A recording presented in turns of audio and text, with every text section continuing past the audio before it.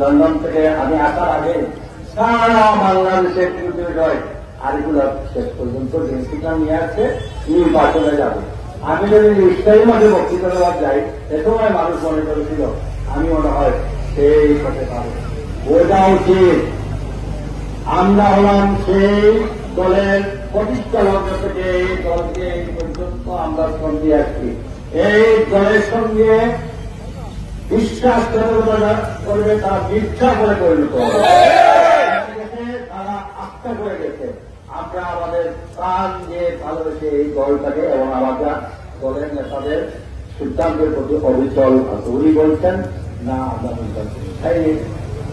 তার প্রতিনিয়ত বাস্তব 6 মাসের মধ্যে হয়ে গেল।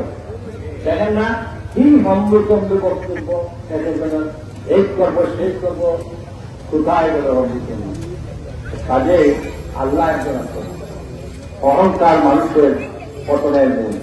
আওয়ামী লীগ নেতা কর্মীদের মধ্যে এমন একটি অহংকার পরিণত হয়েছিল, তারা মানুষকে মানুষ করে বলে দেন। তারা মনে করেছে আর আমরা 41 সাল পর্যন্ত মানে মুখস্থ এমন বলে যে তাদের কাছে 41 সাল বলছিল। আমি অভিযোগ করে বলি 41 না 41,000 বছর পর্যন্ত কই এখন ব্যবস্থা ল্যাপটপ চলে একটা রয়েছেন। হ্যাঁ আর তোলে তোলে হইব বাবা আমার আমি যাবো। তবে আমরা এক কথা কইলাম, আমরা নিরীহ মানুষের প্রতি আমরা কোনো দল বিচার করতে পারি, আমাদের কোনো আপত্তি নেই।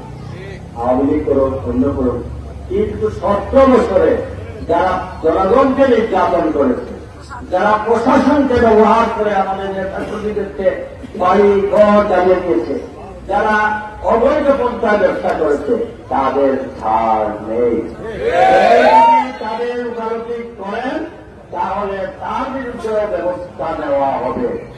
এবং একই সাথে বলতে চাই, কিন্তু আমার সামাজিক যোগাযোগ ব্যবস্থায় আমি তাদের সকলের প্রতি যারা ইউটিউব চালায় আর ফেসবুক, আমি আসলে ফেসবুকের আমার নাম দিয়ে বলে তার চেক করে আমি আমার মোবাইল আছে, আমি এইসব জিনিস কিন্তু তারপরে দেখা যায় কেউ লন্ডন থেকে, কেউ কানাডা থেকে, কেউ থেকে আমার অত্যন্ত মানে শুভাকাঙ্ক্ষী যারা খুঁজে যে আরিফুল চৌধুরী ভিসা কাউকে কাউকে শেল্টার দিচ্ছে, কাউকে কাউকে সেভ করে নিয়ে আমার খুব জন্মজনের বাড়ি।